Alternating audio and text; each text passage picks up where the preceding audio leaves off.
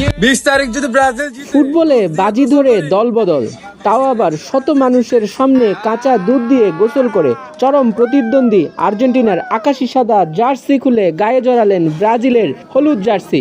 অদ্ভুত আর হাস্যকর এই কাণ্ডটি ঘটিয়ে সামাজিক যোগাযোগ মাধ্যমে এখন রীতিমতো ভাইরাল চট্টগ্রামের মিরসরাইয়ের যুবক কামরুল হাসান।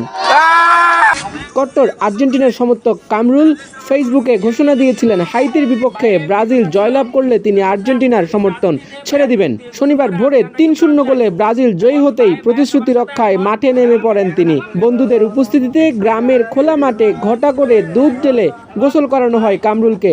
এরপর আর্জেন্টিনার জার্সি খুলে রাজকীয়ভাবে তাকে বরণ করে নেওয়া হয় ব্রাজিল দলে। ব্রাজিলকে খোঁচা দিতেই মজার ছলে ঘোষণাটা দিয়েছিলাম, ভেবেছিলাম হয়তো জিতবো না, কিন্তু যেহেতু জিতেছে তাই নিজের কথার মর্যাদা রাখতে দুধ দিয়ে গোসল করেছি। সবাই হাসাহাসি করলেও আমি এটা উপভোগ করছি, বললেন কামরুল।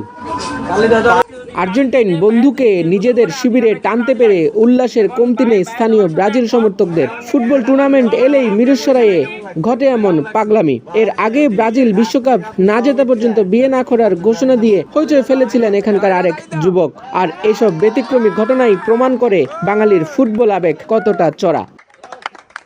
মিরসরাই প্রতিনিধি রাজু কুমারদের পাঠানো তথ্যচিত্রের ডেস্ক রিপোর্ট, নিউজ নাও 24।